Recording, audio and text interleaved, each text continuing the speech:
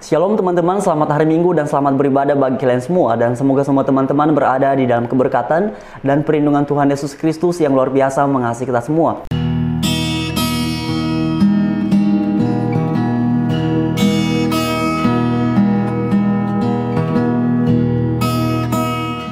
Nah teman-teman sekalian, dalam bagian ini kita akan sama-sama menanggapi mengenai klaim yang disampaikan oleh seorang mualaf. Dan seperti biasa teman-teman, sebelum kita berkomentar lebih lanjut, mari sama-sama kita dengarkan apa yang disampaikan oleh beliau dalam cuplikan video berikut ini. Kalau Anda diajak oleh orang Kristen untuk masuk Islam, ditawarkan dengan harga, ditukar iman Anda itu dengan satu kardus Indomie, rugi besar Anda. Kenapa? Karena harga keimanan Anda jauh lebih mahal daripada sekardus Indomie. Mau tahu harga keimanan Anda berapa? Saya kasih sekali. Allah mengatakan begini, kalau kamu ditanya berapa harga keimanan kamu, tanyakan pada orang Kristen, berani nggak kamu membayar kalau misalkan dunia dan seluruh isinya ini dijadikan emas semua, itu harganya 2 kali lipatnya. Itulah harga iman Islam, harga kemusliman kita. Kalau orang Kristen berani membayar dengan harta segitu banyak, dunia dan seisinya dijadikan emas kemudian harganya 2 kali lipat, maka itu silakan ditukar, nggak apa-apa. Tapi kalau mereka bisa gitu ya, cukup apa enggak itu harta yang ada di Vatikan untuk menukar itu dunia dan segala isinya dijadikan emas semua? Saya kira tidak akan cukup. Nah, oleh karenanya itu ruginya pertama di situ, karena keimanan kita harganya mahal sekali. Islam itu ibaratkan mutiara yang sangat mahal dan sangat berharga sekali yang harus kita lindungi dan kita jaga siang dan malam bahkan. Saya ambil contoh, ketika di daerah Kapuk, Jakarta Barat, saya melakukan penginjilan. Nah teman-teman sekalian, demikianlah penjelasan beliau dalam cuplikan video ini. Dan dalam bagian ini ada 2 hal yang mau saya tanggapi. Pertama, mengenai pernyataan beliau bahwa kalau ada orang Kristen yang mengajak Anda masuk ke dalam agama Kristen dengan 1 kardus Indomie, jangan mau.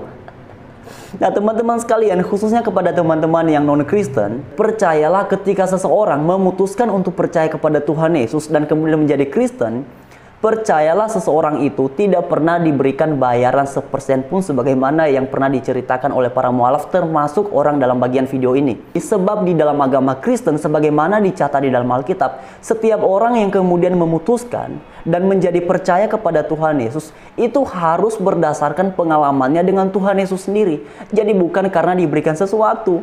Karena itulah ketika seseorang memutuskan untuk menjadi Kristen, itu tidak mendapatkan apapun seperti yang diklaim oleh orang seperti ini.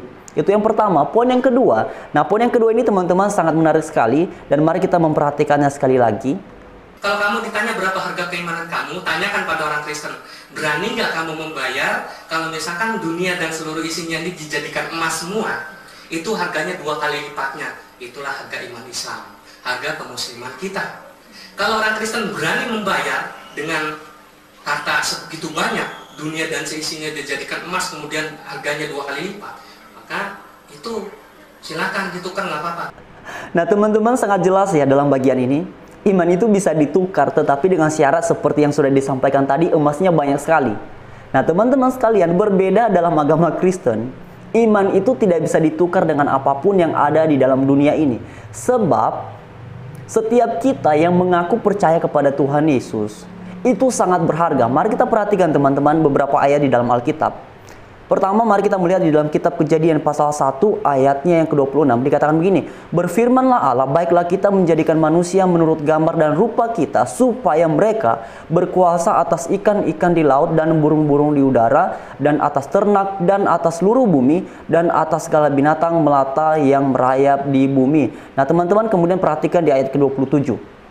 Nah teman-teman sekalian, di dalam ayat ini sangat jelas bahwa sejak semula kita semua dicipta menurut gambar dan rupa Allah.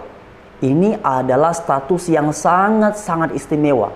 Dicipta menurut gambar dan rupa Allah artinya kita memiliki citranya Allah. Dan ini sangat berharga sekali.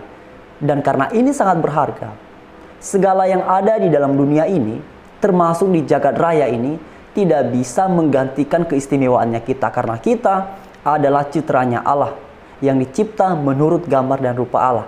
Kemudian teman-teman, mari kita memperhatikan ayat selanjutnya. Di dalam 1 Yohanes pasal 3 ayatnya yang pertama. Lihatlah betapa besarnya kasih yang dikaruniakan Bapa kepada kita, sehingga kita disebut anak-anak Allah. Dan memang kita anak-anak Allah. Karena itu dunia tidak mengenal kita, sebab dunia tidak mengenal Dia. Nah teman-teman sekalian, perhatikan dalam bagian ini. Setiap orang yang ada di dalam Tuhan Yesus disebut sebagai anak-anak Allah.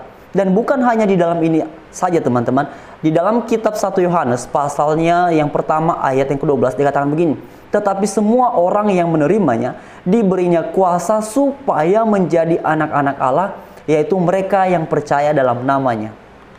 Jadi teman-teman sekalian, dalam bagian-bagian ini sangat jelas bahwa keimanan kita tidak bisa ditukar dengan segala macam apapun yang ada di dalam dunia ini, bahkan termasuk dengan segala macam yang ada di jagat raya ini.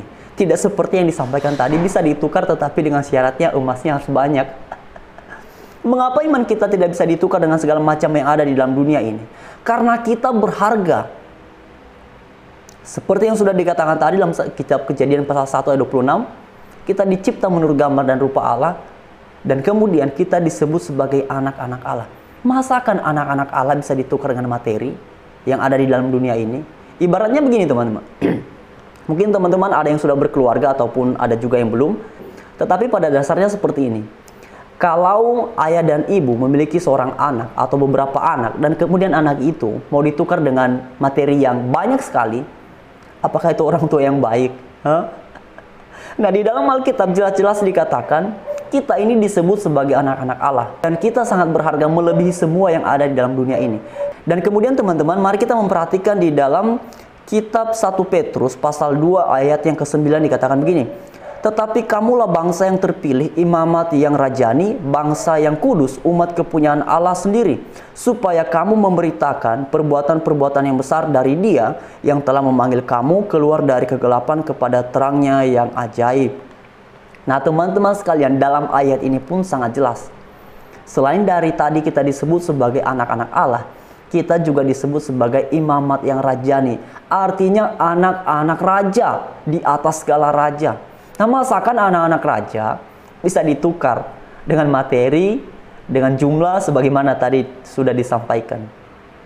Jadi mengenai hakikat manusia dan berharganya manusia, bila kita membandingkan sebagaimana yang sudah disampaikan oleh seorang mualaf tadi, sangatlah berbeda bila dibandingkan dengan konsep ataupun hakikat manusia di dalam agama Kristen. Kita semua sangat berharga. Teman-teman sangat berharga. Apapun kondisi teman-teman, di mata Tuhan kalian semua berharga. Di mata Tuhan kalian semua istimewa. Sebab kalian semua sejak semula, kita semua sejak semula dicipta menurut gambar dan rupa Allah. Dan setiap orang yang berada di dalam Tuhan Yesus disebut sebagai anak-anak Allah, imamat yang rajani, umat kepunyaan Allah teman-teman. Jadi inilah yang menjadi keistimewaan kita sebagai orang-orang Kristen. Karena iman kita tidak bisa ditukar dengan segala apapun yang ada di dalam dunia ini. Dan pada akhirnya, semoga bagian ini semakin menguatkan iman kita dan Tuhan Yesus memberkati kita semua. Haleluya. Shalom.